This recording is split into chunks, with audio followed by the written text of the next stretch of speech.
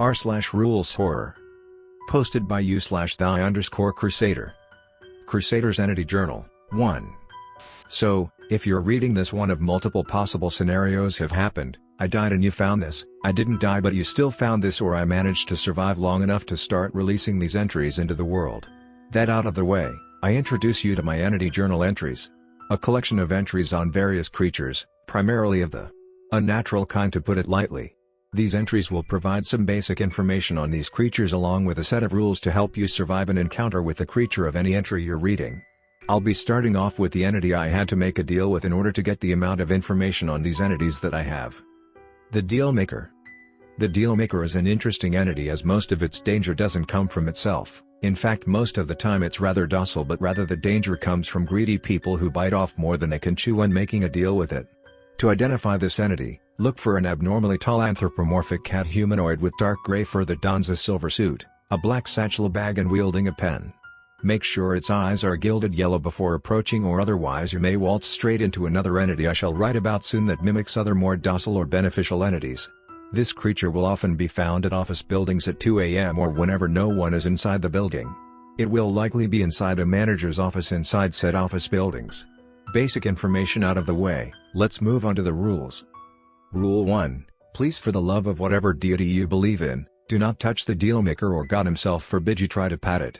I get it, it's fluffy, it looks sorta cute, but unless you were never a fan of hands, not a single finger will touch even a single hair of its fur. If it wanted to be pat, then it would make it incredibly clear. Rule 2. Please remain completely respectful when interacting with the Dealmaker. Not only is it just plain good practice to be respectful, but also important if you don't want to get onto the Dealmaker's bad side. Rule 3. If you get on the Dealmaker's bad side, then just excuse yourself and sleep with a cross for a few days before you anger the Dealmaker enough for it to lash out and attack you. Sleeping with a cross is important as the Dealmaker will attempt to take you from your home to force you to finish what you started. After a few days you can return to finish your business with the Dealmaker, as by then it will have calmed down.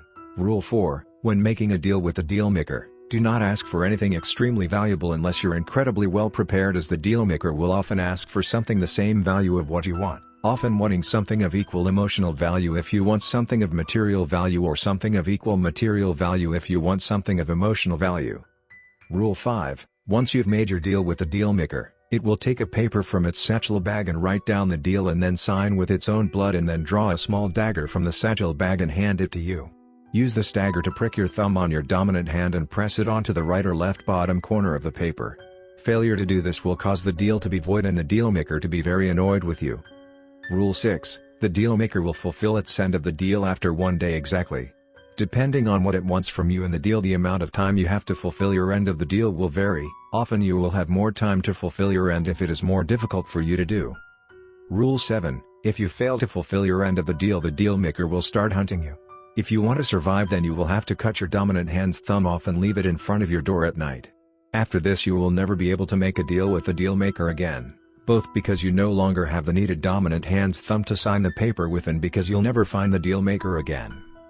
Rule 8. Once you have fulfilled your end of the deal, the Dealmaker will appear in front of your home's door at 4 a.m. sharp and will knock on it.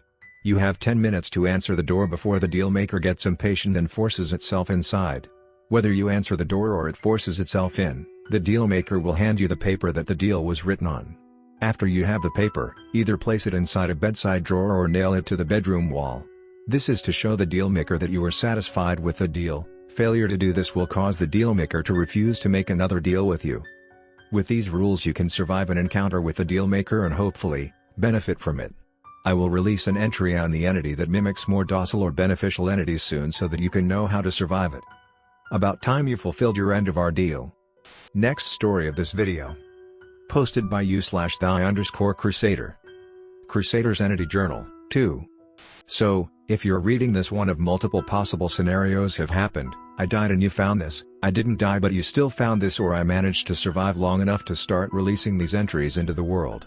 That out of the way, I introduce you to my Entity Journal entries. A collection of entries on various creatures, primarily of the unnatural kind, to put it lightly.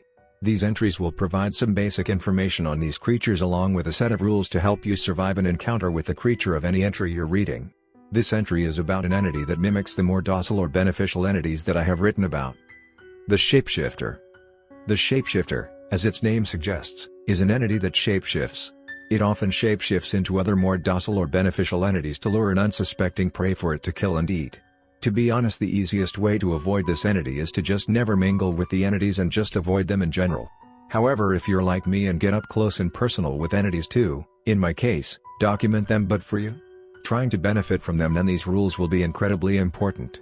Now that we got some basic information about this entity out of the way, let's move on to the rules. Rule 1. Please just don't try to fight it. Not only will it have the attributes of whatever entity it's masquerading as, but its true form is a near impossible to damage mound of flesh, mouths and eyes. It's better to just run from it instead. If you really have no choice, you can stun it with fire. Rule 2. Look at the eyes of each entity you're dealing with. If it doesn't match the eye color described in the entity's rule set, then run while you still can and either hide at home or find the actual entity you were trying to mingle with. Rule 3. Bring meat with you. The best kind is raw, fresh beef. You can use the meat to distract the shapeshifter if it's attacking you by throwing it near it, but not so near that it can immediately grab the meat. If you do it successfully, it'll be distracted by the meat for long enough that you can escape. Rule 4. Always trust your gut feeling. If you have an inkling of a suspicion in the back of your mind that the entity that you are currently in the presence of is not what it looks to be, then run and don't look back. At best you'll have a very confused and possibly angry entity, and at worst you just escaped an encounter with a shapeshifter. Rule 5. If you have a disability that inhibits your movement, then just don't even try to mingle with entities. Not only will it bite you in the ass if you have to run from an angered or hunting entity, it'll hurt especially more if you have to run from the shapeshifter, as the thing has no mercy. With these rules you can hopefully avoid the shapeshifter and, if worse comes to happen, survive an encounter with the shapeshifter. I will be releasing more entries soon, so dear reader, be prepared, or maybe just myself if no one finds these journals.